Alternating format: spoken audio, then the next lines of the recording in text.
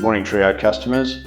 You're here this morning and we're going to show you how to install the 450mm stainless steel Trio drop bolt out of the SafeAZ gate hardware range.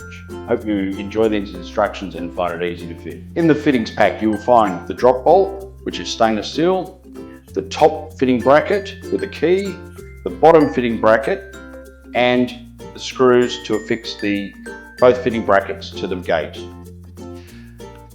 On the inside of the gate, once you've chosen the position and your bolt is facing away from the gate handle, is facing away from the gate itself, roll through the bracket with the key on it into position.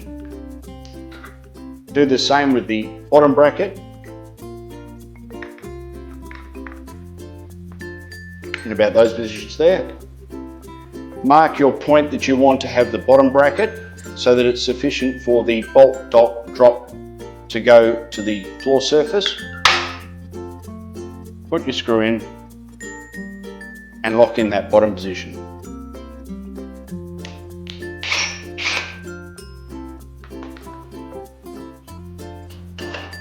Do the same with the top bracket.